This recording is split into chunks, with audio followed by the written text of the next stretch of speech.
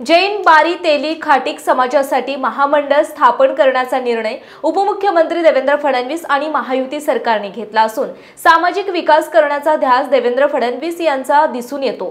काल मंत्रिमंडळाने घेतलेल्या निर्णयामध्ये बारी तेली खाटीक समाजाला न्याय मिळण्यासाठी जैन धर्मीयांसाठी स्वतंत्र महामंडळ स्थापन करण्याचा निर्णय घेतला असून बौद्ध शैक्षणिक संस्थांना 10 लाखांचे अनुदान देण्यात येणार आहे। राज्यातील जैन, बौद्ध, बारी, तेली, हिंदू, खाटीक, लोणारी समाजाच्या सर्वांगीण विकासाच्या उद्देशाने देवाभाऊंच्या महायुती सरकारने निर्णय घेतलाय। यानुसार जैन धर्मीयांसाठी अल्पसंख्याक आर्थिक विकास महामंडळ स्थापन करण्यात येणार आहे।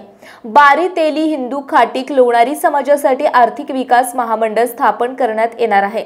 तसंच बौद्ध समाजातील सांस्कृतिक शैक्षणिक संस्थांना 10 लाखापर्यंत अनुदान योजनेला महायुती सरकारने मंजुरी दिली आहे।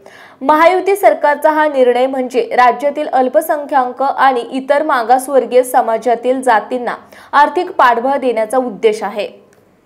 गल्ली ते दिल्लीतील राजकीय घडामोडी व बातम्या पाहण्यासाठी आजच आमच्या राजकीय कट्टा YouTube चॅनलला सबस्क्राइब करा, बेल आयकॉन प्रेस करा आणि फेसबुक पेज फॉलो आणि लाईक करा।